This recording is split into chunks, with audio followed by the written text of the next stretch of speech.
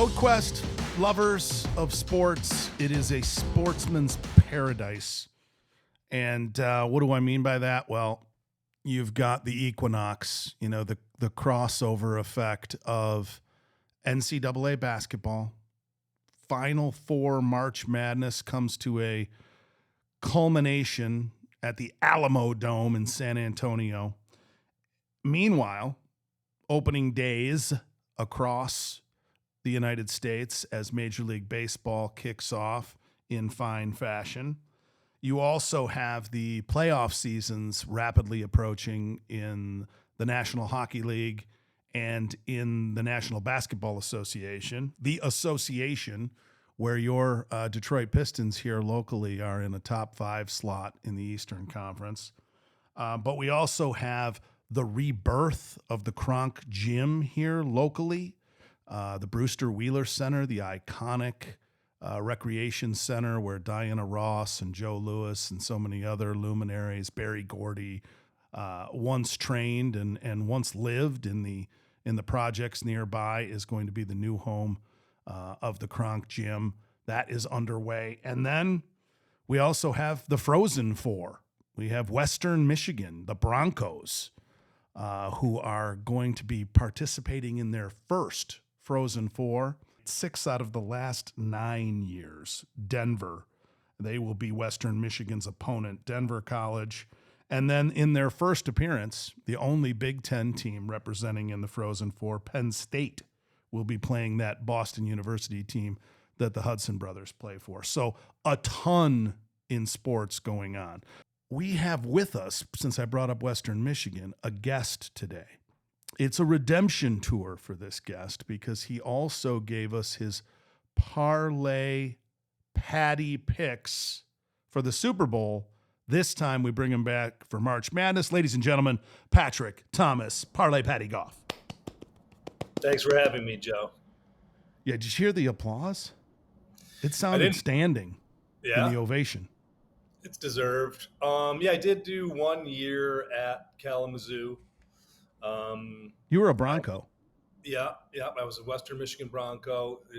I don't think not a lot of people probably remember me or my tenure there. Pretty unremarkable. In the 1 year over the century that they've been matriculating there?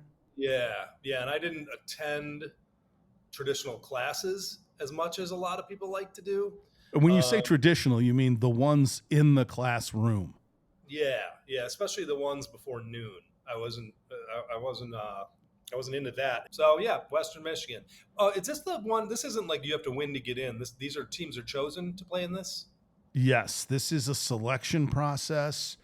The big controversy was, University of Michigan looked like they could get in, but then they got swept by Penn State right at the end of the season. Penn State is in. They're the only Big Ten team that made it to the four. A lot of overtime games. Matter of fact, Western Michigan, in the opening round of the 16-team field, Western Michigan actually went to double overtime against the old Mankato State, Minnesota State now, to get to the second round. And now Penn State, Denver, Western Michigan, and BU, the Boston University team. Denver's there almost every year. But Penn State and Western Michigan, new joiners to the dance.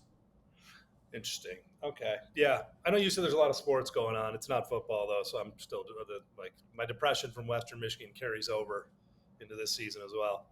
Well, there's a lot of sports that go far beyond where we're at with hockey, and we've tried to separate ourselves from what a dumpster fire the Red Wings season that looked so prosperous at one point has become.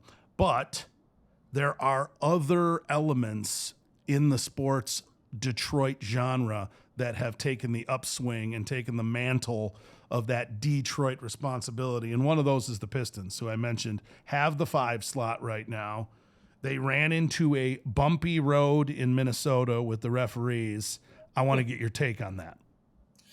I didn't see a ton on it other than the general vibe online was that Isaiah Stewart sucks. Everybody, he is hated outside of Detroit. Don't you kind of want that? 100%. You got to have that guy. But the foul, and I didn't see what was leading up to it. The foul itself, though, I thought that dude wildly overreacted, Totally. and then Vincenzo or whatever that guy's name is, Dante DiVincenzo. yeah, he jumped in. You know, it looked a lot like a team that isn't very good, getting pushed around and tired of it, kind of vibe. And but you know, as a fight, I mean, DiVincenzo got thrown into the third row and just kind of sat there, and I was like, okay. I've watched it a lot, and I watched it live. So I'm going to give you my take on this. Cade Cunningham out, Tobias Harris out, Jaden Ivey out. We were beating them with our second team and beating them handily. We were up a dozen with the second team on the floor. So, yeah, I think they were frustrated. I do think Isaiah Stewart was enforcing his will on them a bit, but within the rules. The foul by Holland was a normal garden variety swipe foul, right? Got a lot of ball and didn't get a lot of flesh, right? There was no slap. There was no, hey, I'm going to give you a little bit of extra. So I thought Reed's finger pointing should have been a technical right off the bat. They should have teed him up immediately and everybody would have jumped in. They didn't. Referee's fault, losing control of a game. They did not enforce any penalty on Reed. So DiVincenzo then jumps in. And here's the part that I think needs to be framed appropriately for the NBA to hand out these fines and suspensions. DiVincenzo was the first one to get physical. Correct. And that means a lot in a fight. Anyone who's ever been in a fight will tell you. It's an escalator. When man puts hands on man, things go to the next level. The escalator effect. Okay. So in any fight, the first person to ruggedly put their hands, I don't care what manner it is, on the other person is absolutely the one at fault. Reed is the instigator for starting the whole comeuppance. DiVincenzo is the escalator by laying hands on. The struggle that ensued afterwards, there were no punches thrown, so in my opinion, there was no escalation at that point. And really, if you watch the way it plays out when DiVincenzo really tackles Holland to the ground. So he escalates it again by taking him to the ground. He gets shoved into the crowd a little bit by Isaiah Stewart and Sasser and others. But the way that evolves next is that DiVincenzo takes another shot, another two-handed shove to try to rile things up again. And I only think that Stewart deserves to get a couple of games. When I look at it again, Sasser barely did anything but control DiVincenzo, who had lost his mind. I don't think that, and the Bickerstaff ejection is totally because the referees are unhappy that he called him out earlier in the season. The Bickerstaff ejection to me is overly sensitive referees who lost control of the game and really should be embarrassed. That crew should be embarrassed for the way they handled the entire situation. Well, Stewart's going to get a taste just because of his track record, and he's probably got stuff on it from earlier seasons. DiVincenzo, don't you have to throw a punch to get anything over 5?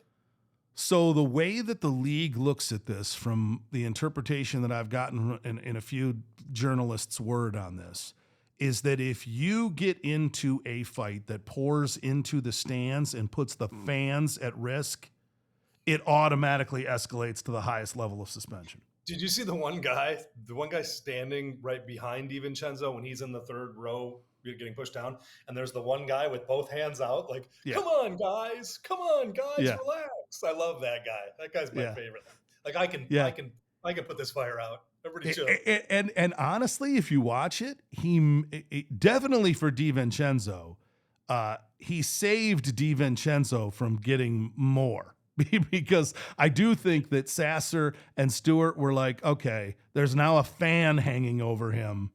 We may need to just hold him here and not do anything more. Yeah, okay. So he got what he wanted. Little bit of coverage. But Minnesota, obviously the Pistons can't lose. When you have 3 of your starters out, you can't lose 3 more and your head coach and survive a game. So they give up a game, and that's part of the problem for me.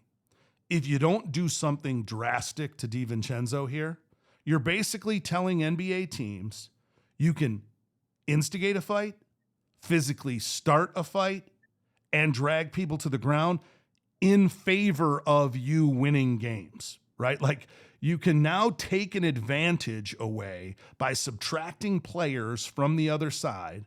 Now, granted, it could have just been 1-for-1, right? DiVincenzo and Holland, if Sasser and Stewart didn't come running over. So I'm not taking all the blame off of them.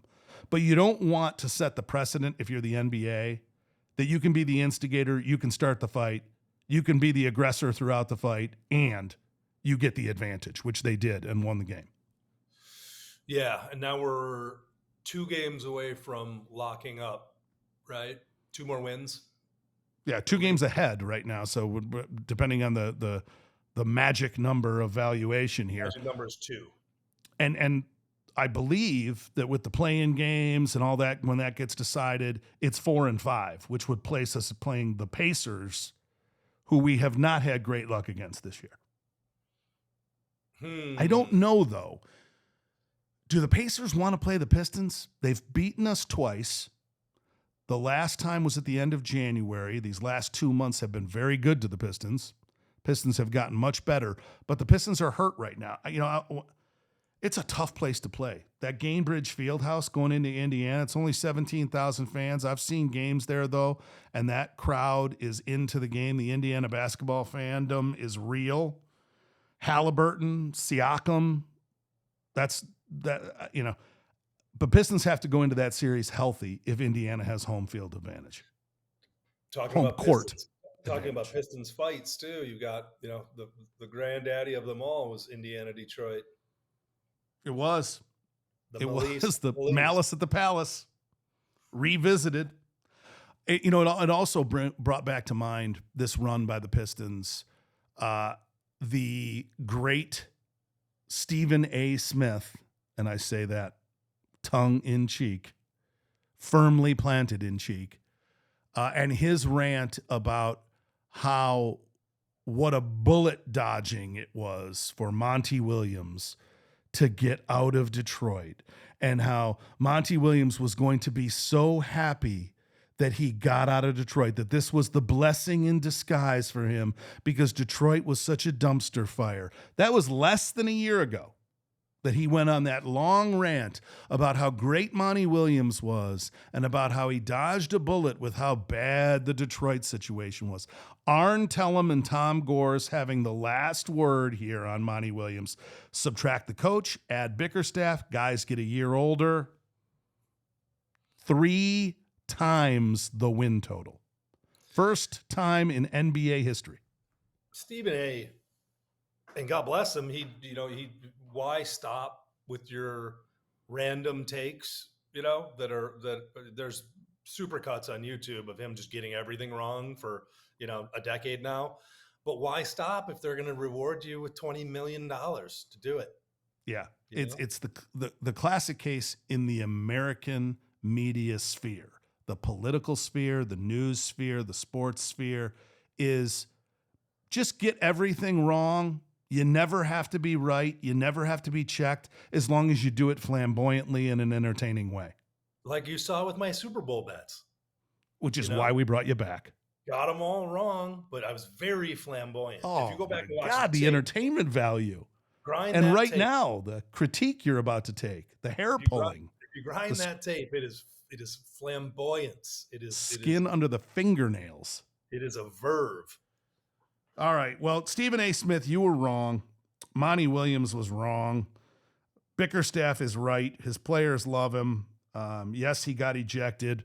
Beasley keeps stepping up and hitting big shots at big moments. He's the best 6th man in basketball, but we got to get these guys back. Cunningham, Ivy, and Harris both missed that game. We got to get these guys back off the injured reserve if we want to make a run. I think if they're back, the Pistons do get out of the first round in advance. I think if we still have 2 of these guys on the injured reserve, that the Pacers will stop the Pistons. That's my pick on that. And now I'm going to reset and get back to, you see the bat? You see the torpedo? This is a torpedo bat. That's not a torpedo. It's a torpedo bat. You haven't seen these? You haven't That's heard about what's happening in Major League Baseball? I have, but that looks like a normal bat. Is this a better look? Yeah, I it's not gotta bad. come back into the headphones now. What is that? 8 4/4? That was a costume change. Did you see how fast that was? It's like a pit stop in NASCAR. So the torpedo bat is the buzz of opening day. The Yankees had 17? Well, they already have some ridiculous number of home runs. They're undefeated. They scored 20 runs against was it Baltimore? I think so. The Yankees come out crushing with these bats that are designed supposedly in a custom manner to fit the sweet spot with which the hitter likes to make their most flush contact. Have you taken a look at this, and do you have an opinion? The very first thing I thought of was, with the millions and hundreds of millions of dollars poured into how to figure out hitting a baseball, how is this the first time somebody said, we can change the bat? I didn't know that was a thing. I didn't know you could change Within the rules. Yeah, there are measurements and weights and measures that you have to stay within. But how is this the first time we broached this? Where you're like, okay, let's just look at the science of it and be like, okay, this part, let's put more bat there and take bat away from place where ball doesn't hit bat. This is like the most it took the guy's an MIT graduate who came up with this, I know, by the way. But I'm just like, shit. What, like in other sports, you know what I mean? Is it Good Will Hunting, you think? Is it Will Hunting who did it under an alias? He's working on this? Yeah. I don't know. He's in LA. Was he ever officially enrolled at MIT? No. Or did they just yeah, that's right, he was janitor. So he's an employee. For Professor Gerard Lambeau. Oh my God, he has a deep pull. Professor Lambeau. Movie. But yeah, I was he was a Field Scholar, wasn't he? Field Scholar? He won the Fields Medal. Fields they only give it away it's better than the Nobel Prize. They only give it out every 4 years. Oh, that's right. I couldn't understand how this is just the first time anybody'd ever tried it. Having said that, Judge isn't using one. And he went mash 3 times. You know, like that. Let's wait and see, because that lineup is obviously very good, and I think they played some pretty poor teams. So it might just be, some bullshit. But if this works, and if this is something that gets rolled out throughout the league, shame on everyone. Like, how do you not say, like, pitchers should be like, okay, I want to shape the baseball oblong and throw it like a football. No, that would not be within the measurements of the rules. The bats have measurements and weights that you can play with. Obviously, the cork bat and the pine tar on the bat, there's things that you can do and things that you cannot do. But if you stay within the size parameters, yeah, this is just an innovation that was a long time coming. And, Dela Cruz, if you saw his weekend, he's another one, 7 RBIs in a game, and he's got 4 of them now. So I do think it's going to have an effect. The Tigers did not start the season the way we hoped. I got to tell you, I got to stop you real quick. That I should have looked it up. I read a quote from a major league coach when asked about these bats, and it was something along the lines of, "Look, my thoughts on it are, it's not the magician, or it's not the wand, it's the magician."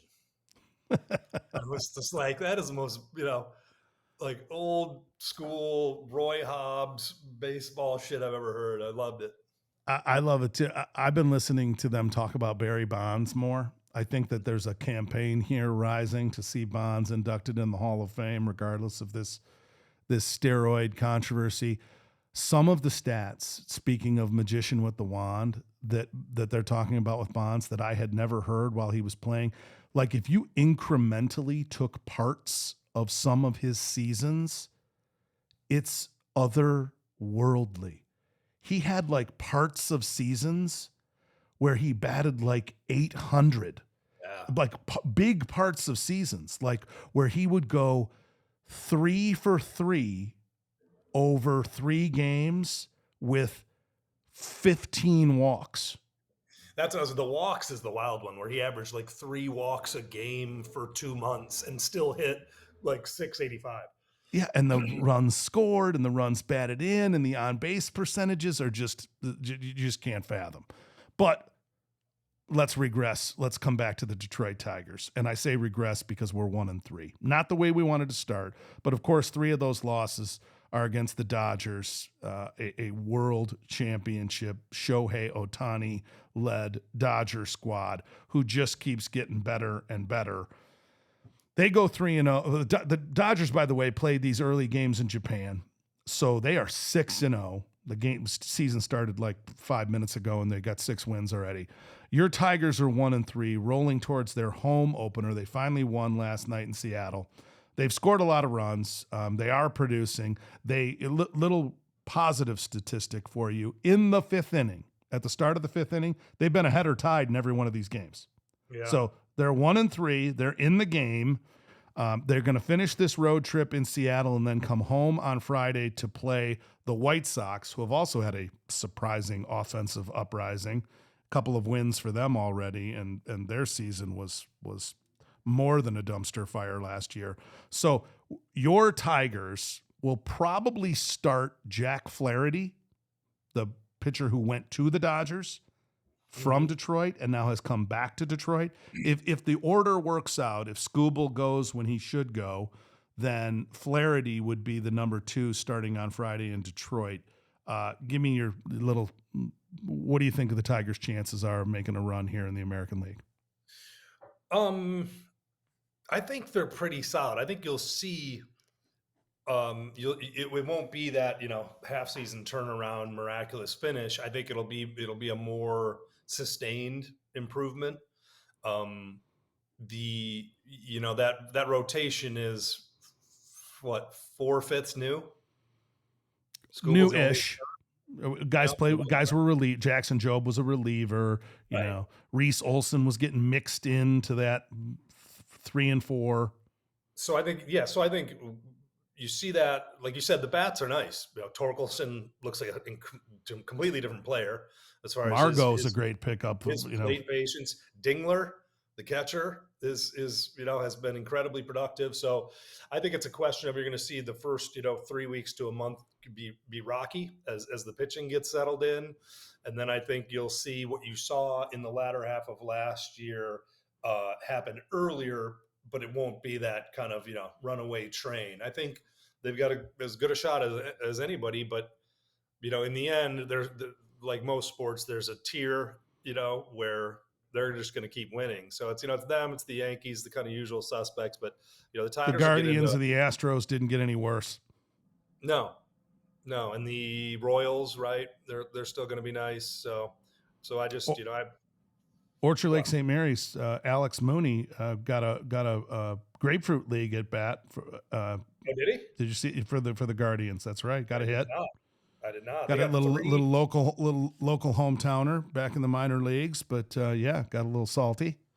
I'm going to give you, the Tigers' rotation is key. Colt Keith has got to start hitting the baseball in the middle of that lineup. We got a chance here with the White Sox coming to town to get back on the good foot.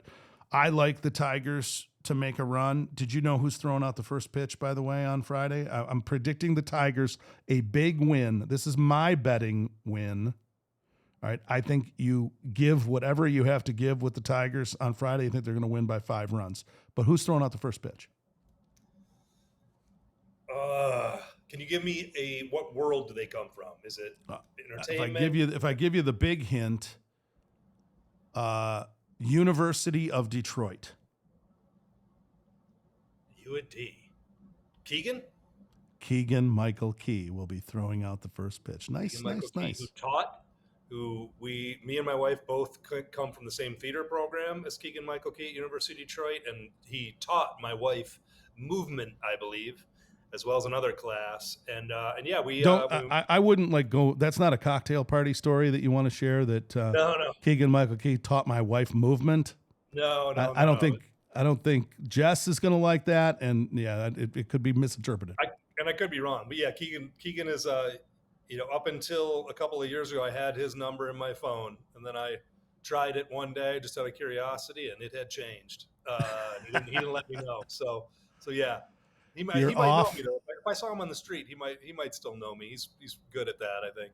You're off speed dial. Nice, Yeah. nice, nice. So yeah, so I'm taking the Tigers on opening day. I'm also taking them to make the playoffs again. When's Sadly, opening it day, might be a Joe? wild card. When's What's opening that? day? Friday, 1:00 at the Copa. Friday, 1 o'clock. Be there, be square. So that's our baseball prelim, which leads us to the big event, the main event that Parlay Paddy was brought into this conversation, into this crucible of sports madness that happens every March, now April, as the Final Four pushes a little deeper into the calendar.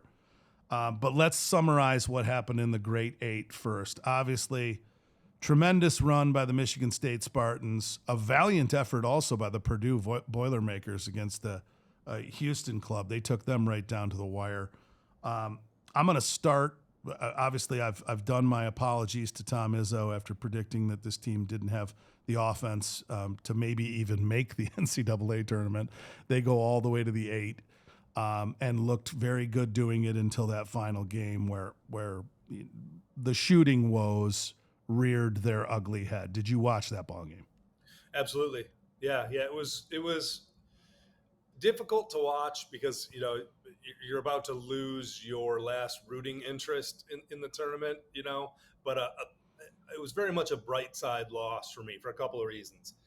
Like you said, they played incredibly well. They played disciplined. They ran. They played defense. They played above their heads to a large degree. So the effort was there. But secondarily, and you've heard Izzo speak on it since then, this team reinvigorated him.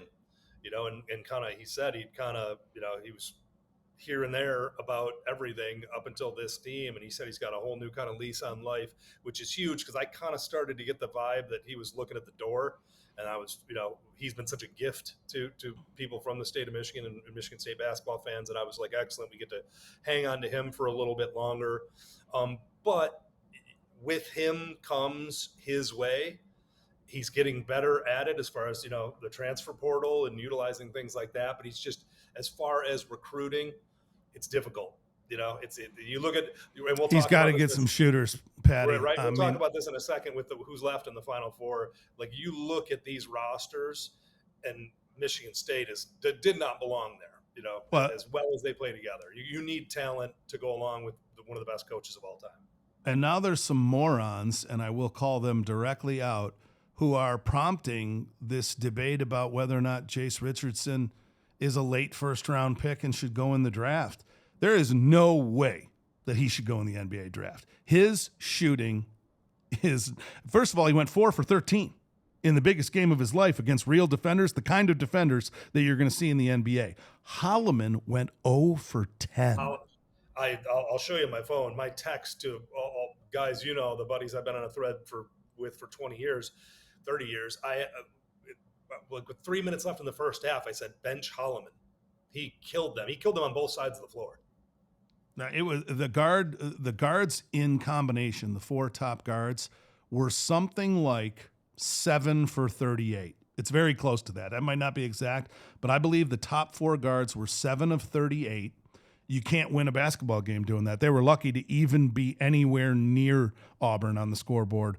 And if Broom doesn't go in and out with his ridiculous Willis Reed, I got to go to the bench because I bumped my elbow. I mean, this guy is cis city. If I'm an NBA executive and I watched that performance, I would say, okay, I see what I'm in for here. I'm in for a guy who I'm going to pay $1 zillion to, and he's going to want to take every third day off. Did you see his mom come down to the floor? Holy shit. Are we playing in CYO basketball? Is this the 7th grade? My mom has got to check me before the doctors do. The universe, this is Auburn.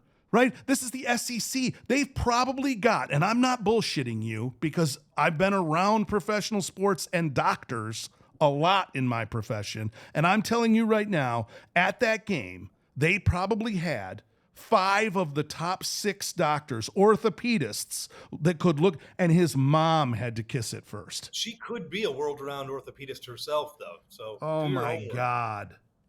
I And couldn't let's believe. talk about Jace Richardson. I mean, you're technically, or you're right in a way. My stance on this will always be go get paid if you can get paid. If somebody in the NBA is dumb enough to take you late in the first round, then go ahead and go ahead and get that paper, because that's, you could blow your knee out. I will never tell anybody they shouldn't go get their money when you can get it, But because the future, the you're future is still to be discounting. determined. In that analysis, in years past, I would have agreed with you. Now you can get 7 digits in NIL. Matt Ishbia and Dan Gilbert will pay for him to stay. Then awesome. But if the money is better there, then go get it. I look at this and he could make more money. He could get a longer term deal, a lot more money if he goes way up into the top 10, which I believe he could, because I believe he has the potential. He needs to be more consistent from deep. He needs to be able to pull the trigger faster. His trigger is a little slow. He's not a catch and shoot guy yet. And he needs to be a catch and shoot guy if he wants to get in that top 10 and be a regular in the NBA, because his father had 2 things on him. A major advantage in athleticism with the leaping ability. I mean, Jason, he could get up on anybody. He had major advantage on everyone in college basketball. He was elite. And that same ability as a lockdown defender when he needed to be. So those are 2 things that Tom Izzo can help him accomplish. I mean, with the money you can make in NIL, hire a shooting coach and get him coming off screens and pulling that trigger faster. And like most kids his age, he needs to put muscle on that frame. 100%. In the league, he's going to get shoved around, and he'll get DiVincenzo'd into the third row if he tries to get in somebody's face. So yeah, I like it. All things being equal, he could use another year for sure. But in the end, if he's my kid, I'm like, you want to go get all that money? Please do. Because in the end, because in the NBA, he's just going to go get paid, and then also have really good shooting coaches. And maybe for the first year, he doesn't see the court a lot. Like, who gives a fuck? And it is worthy to bring up the fact that at many points in that game, he was being covered by a man 7 years older than him. Mm-hmm. Baker Mazzara is 25 years old. Richardson's an 18-year-old, 19-year-old. So is that a COVID? That's a COVID red shirt transfer, sit out. I mean, and now they're saying he could get another year of eligibility. Good for him. I mean, hey, you're right. More power to him. But yeah, he's playing against a guy who's longer, stronger, and 7 years older. So I'm going to give him a little bit of a pass. Kudos to Bruce Pearl. All right. A lot of people, but he's brought enthusiasm. He is fired up. I mean, you could see that this guy bleeds for this team. He's super passionate. Gets them to the Final Four, does a waylay of the state of Michigan. He did a Michigan militia demolition tour, knocking off the Wolverines and then the Spartans. But he's got his work cut out for him with the rival SEC Florida Gators. Give me your Florida Gators rundown. They're one of the teams I'm talking about. Like and I'll just let you know ahead of time. Like the 2 strongest, I think, rosters are pretty clearly Florida and Duke. Those are the ones where I looked at them before we got on the call, and I just looked top to bottom, and I'm like those are their second starting 5 can beat anybody. But with Florida, they also have, and Duke has this in flag to a degree, but Clayton is exactly what you want when you're trying to win an NCAA championship. It's almost like it's a prerequisite to have this stone cold, icy veined freak who can drop from anywhere, who can get you a bucket in any scenario, and who doesn't give a shit and will lock up the point guard on the other side too. He's a distributor. He's the Cleaves. There's always that guy who is a true leader, and so they're stocked They have, this incredible guy kind of running the point. And I just think, as Auburn does have a very nice roster as well. I like their coach a bit better, but I'm not going to make the same mistakes I made during the Super Bowl in the Final Four. And I will be going roster over reputation or roster over experience as far as coaching. Like Sampson's been there before, Bruce Pearl's been there before. I'm just looking at who's bringing the most guns to the gunfight, and that's where I'll be putting my money. So just from a betting perspective, I'm looking at a two-way parlay. I know it sucks. It's not enough. We want 5 or 6, but your favorite, Janai, which I thought it was Johnny Broom until the last game. I found out it was Janai. I like him 30 plus rebounds, points, and assists. It's a combo bet. You get the cumulative on that? Yeah, you can get a Oh, combo. that's a no-brainer. That game's up and down. He's plus 100 on that. And then Clayton, same 30 points, rebounds, assists, and points at plus 105. Obviously, I think Broom will get a lot of that done on the boards, and Clayton I just think, will have a 25, 26 point night. I'm probably going to stay away from the total because I think it's going to come right down to it. It's -2.5 right now. I think it'll probably be a 1 or 2 point game. I'm not that thrilled about that number, so I'll probably stay away from that. You told me the total's at 160.5. If I had to play something on that, I think I would go under. Oh, I don't know. I'm gonna fight you on this one. I like your individuals. I like the combo play. I would say you're running the risk there because the band leader, and he is the band leader, Walter and the Clay Tones at the Florida Gator Magic, he only does it when he needs to. That's the worry I would have. Like if the other team, if his teammates have it going and he's in distribution mode and he's just leading the band, right, and playing rhythm and everything's going well, he doesn't feel the need all the time to dominate. But when they need him to dominate, he steps in. So I think in that game, you're going to be hoping that they need him to step up, and he will get those numbers that you're talking about. On the over-under in that game, though, I just don't see Bruce Pearl allowing the game to, like, Michigan State tried to take the air out of it several times. And it's kind of like Charles Barkley at halftime. Charles Barkley said, we got to figure out how to just get out. We just got to figure out how to get out. And causing a little frantic, right? A little half-court press, a little bit of trap in the backcourt. You can create a little bit of chaos. I don't think that Florida's going to be susceptible to much of that chaos, but it might turn it into an up-and-down game, and I could easily see that both these teams in the high 80s. The total for Auburn, Michigan State, you're right. They tried to take the air out of it, and they did. The total ended up 70-64, so 134. 134.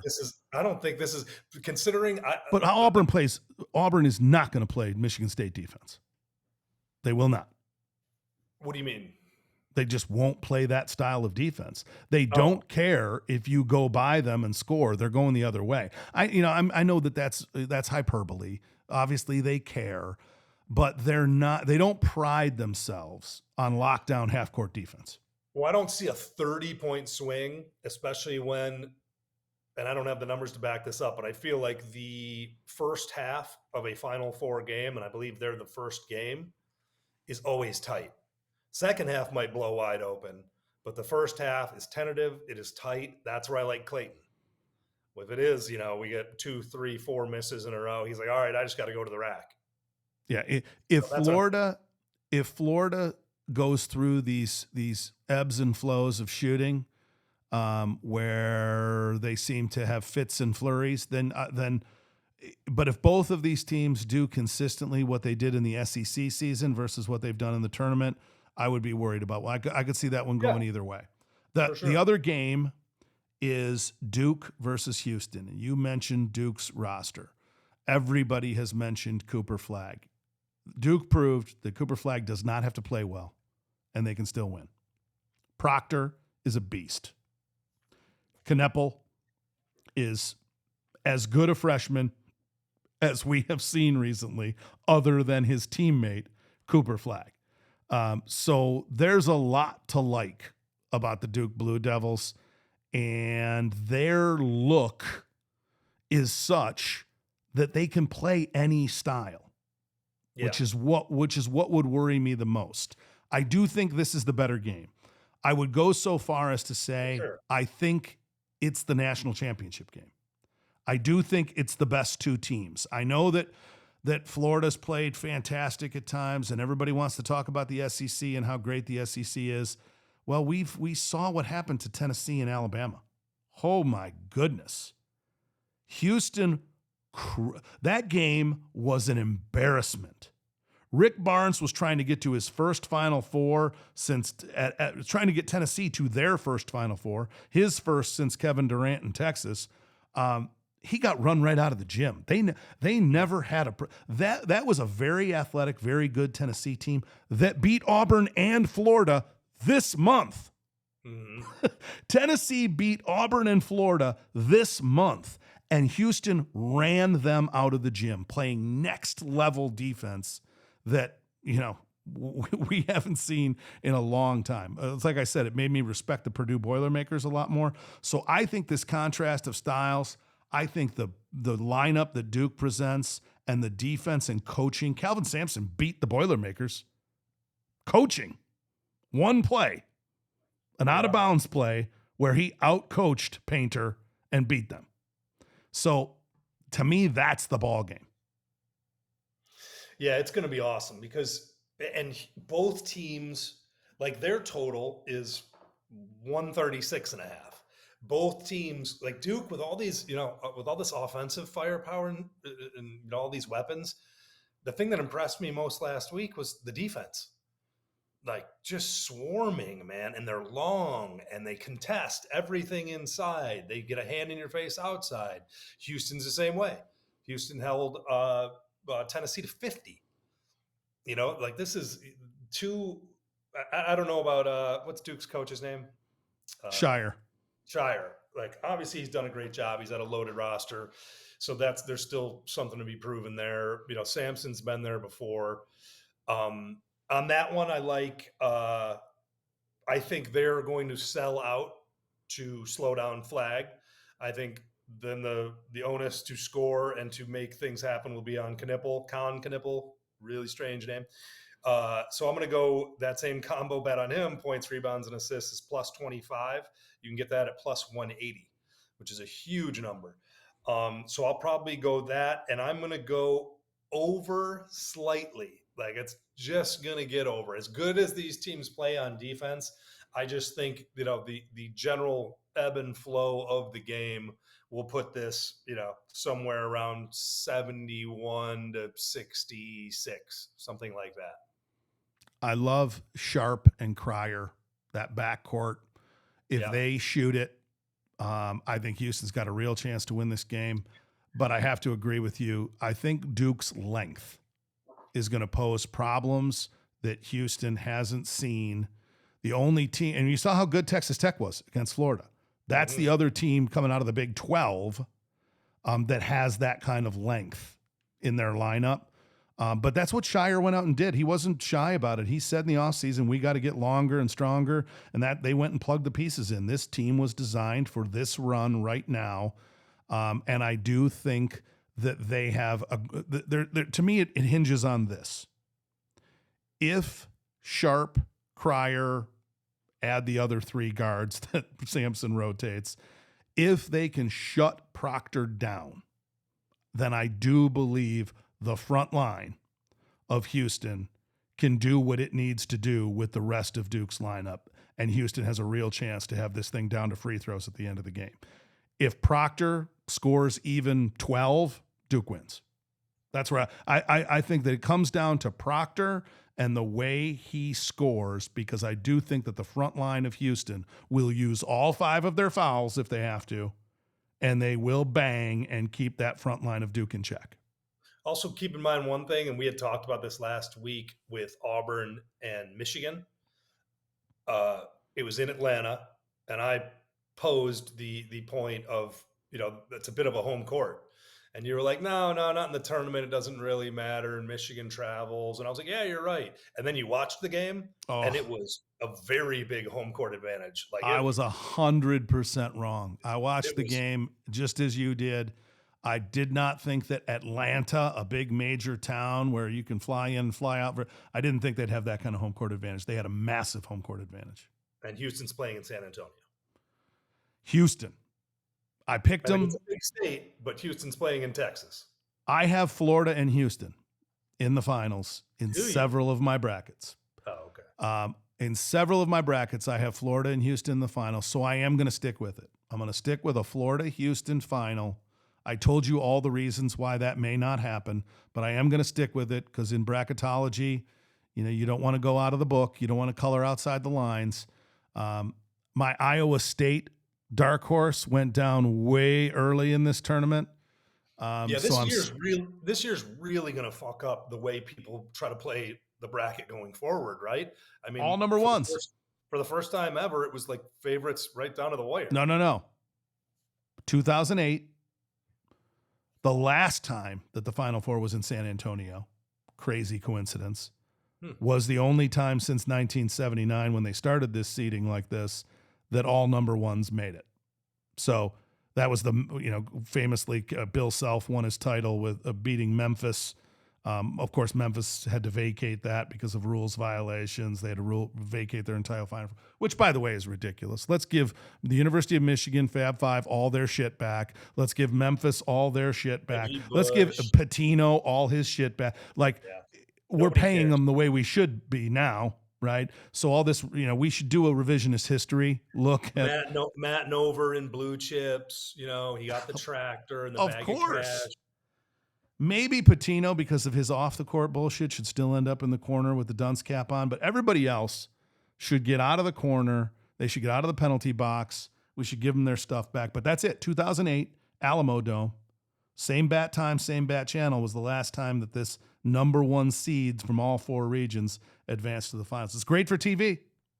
Yeah, it is. I'm gonna go chalk. Florida, Duke, and in the final, Duke is Duke. They're on TV more than Leave It to Beaver reruns. You're going with Duke. I'm going with Florida. I'm going with Florida. I'm going with Florida because of Walter and the Claytones. I do think that he makes the shot whenever he has to. He is Pitino's boy. He came from Ionia. Oh, did he really? He's an Iona Gale who Pitino got into that program, transferred to Florida, as everyone seems to do now, transfer. And I agree with you. He is the player of destiny. When you watch him, you know that he wants the ball when it counts. You know who I get vibes from him? A slightly less swaggy Mike Bibby. Remember when Bibby took Arizona? Way more skilled, though. Way more skilled as a shooter. I'm just talking about attitude, like commanded everything, could get a bucket whenever he needed to. And he had an aura and a vibe about him where you're like, shit, these guys are not going to lose, even though I did not want them to win. But don't sleep on Calvin Sampson, the Samsonite defense. He was at Michigan State. He was at Oklahoma. He comes through a long lineage of ballers. Sampson will have him ready. Houston, interesting finals. So that's the Alamo Dome look. And at the same time, we are dealing with a difficult piece of subject matter because if you're on ESPN, if you're researching these games, if you're watching the games on CBS, you constantly get mixed up when you're looking at the bylines and the tickers and everything else between the women's tournament and the men's tournament. You'll see two teams, you'll be like, oh my God, that score happened. And you realize, that was a women's game. Made the tournament? Yeah. That was a women's game. That was Southern Cal and UConn, right? I mean, South Carolina and UConn. You're looking at these games and you're thinking, is this a men's game or a women's game? And it does frustrate me. It frustrates me that they haven't figured out how to use a different color or something on the ticker bar. Yeah, you want them to do hot pink? No, I did that. That would be for breast cancer, by the way. It's frustrating Watch to you. It. It's frustrating to you. Equal time. Women getting equal time has always pissed you off. in all respects. That is so untrue. I'm a mama's boy, and I want the women's game. So let's have the debate right now. I know Dave Chappelle likes to do his bit about LeBron James. LeBron James played in a women's game. He'd score 382 points. I love the Chappelle's take on it. Very funny. But here's what I think about the women's game and the men's game and how they've evolved at the NCAA level. When I watch the women's game, which I admit I don't very often, I do see a fundamental soundness that you don't see in the men's game anymore. And I appreciate that. As a former basketball coach, I like watching people run offenses. I like watching the women run offenses in a stricter fashion, run plays in a more fundamentally sound way to get open and to create offense. Okay. After that, it's barely the same sport physically. Okay. After that, after the fundamental soundness, which again, I'm telling you, I appreciate, and therefore it makes it interesting to watch, a game that is played above the rim versus a game that is played below the rim is a bit of a different game. I'll stop there and listen for your comment. I'd rather not. You don't want to be woke, or you don't want to be discriminatory. Yeah. Let's preface this with I don't watch any of it, but there's a lot of stuff I don't watch. I didn't watch a ton of college basketball full stop this year. Okay. But that's a bold statement though, that you don't watch it.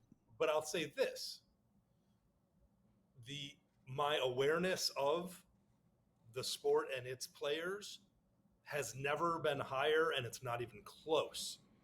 Like when I was a kid, up until 3, 4, 5 years ago, you would know, or at least I would know, I'll speak for myself, 1 or 2 women's basketball players. Like, it was Cheryl Miller, then it was then Cheryl Candace Parker. Candace Parker, okay. Diana Taurasi, Mm-hmm. they're like, it was one Sue every Bird. 5. It was their elite player every 5 years, was on my radar. Correct. Now I could name like 5 or 6 that are playing right now. You know what I mean? That are active right now. And so and I think a ton of that has to do with a factor you left out when you were talking about fundamentals. Like, yeah, that's improved. You're right, they're below the rim. It's just it's part of physiology to a large degree. But where they've closed the gap, and why I think it's so much more fun now, is in their shooting ability. They can shoot now. Like we've seen it in All-Star weekends when it's men and women from both leagues shooting, like in the 3-point contest. They can pretty much shoot with anybody now, and they're starting to pull from the logo. You know what I mean? Like Steph Curry does. We saw Caitlin Clark do it, and Paige Buchers does it now. Like this, that's a distinct open shooting. Open shooting, I will agree with. No, I'm going to say it because it's true. I mean, I can't deny what I see. Contested shooting, not even close. They're not even in the same. When it's woman on woman and like they're being guarded. A lot of women don't even attempt a shot when they're guarded. I mean, really watch it. Watch when someone's in someone else's shorts in the women's game. Is that your search algorithm on Netflix? No, it is not. Women on women being guarded? I knew you were going to turn it into something untoward. The fact of the matter is, and this is part of the above the rim, this is part of the elevation, right, is that a lot more men can create their own shots. A lot more men can create their own shots off the dribble. A lot more men can rise up and pull and shoot over while being guarded. The women, in many cases, don't even attempt contested shots unless it's at the end of a quarter, end of a game, when the buzzer's coming down.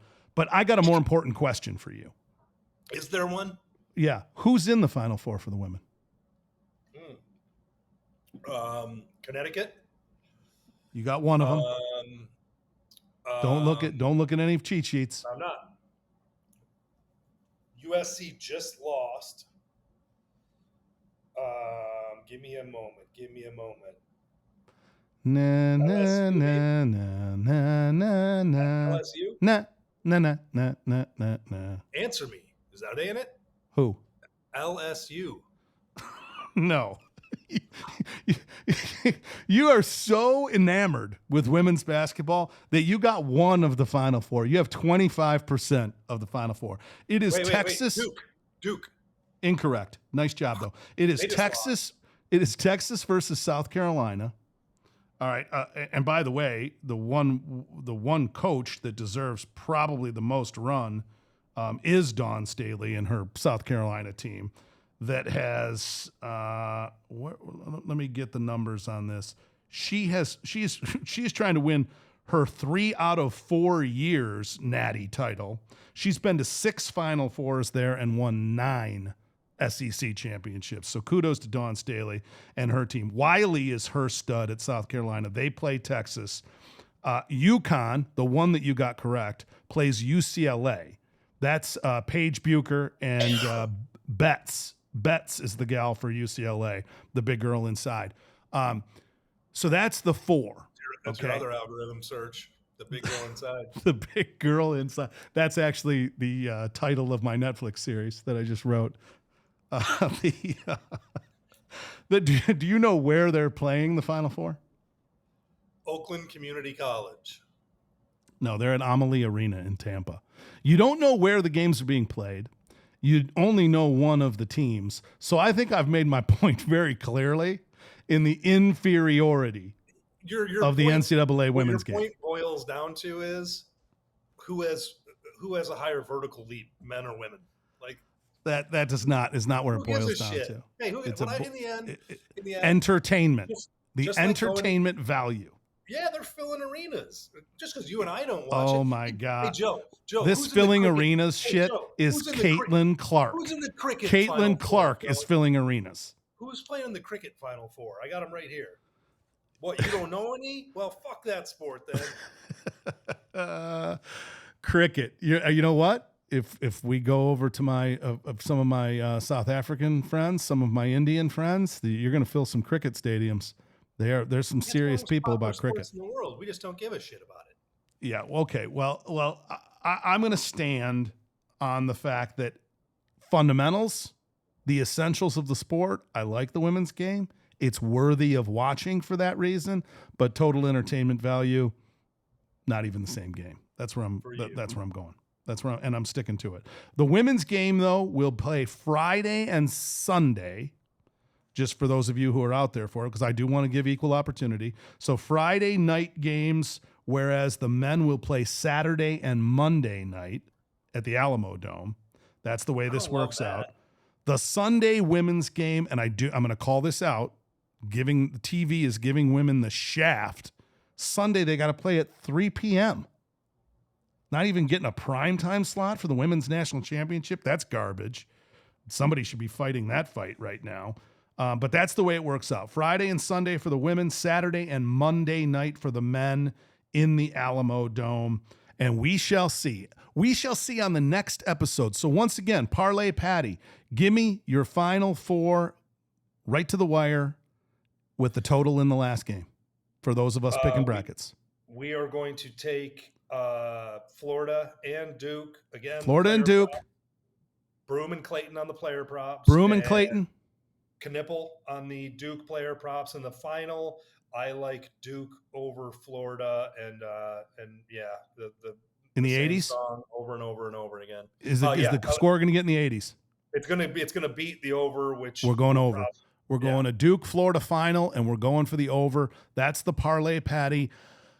Until next time, you got us on all the major streaming. You can Spotify, Podbean, YouTube, if you actually are concerned with seeing some of this malfeasance live and in action. We're going to come back at you. But the most important thing for you to do this week is to go out there and be the GOAT at whatever it is that you're doing.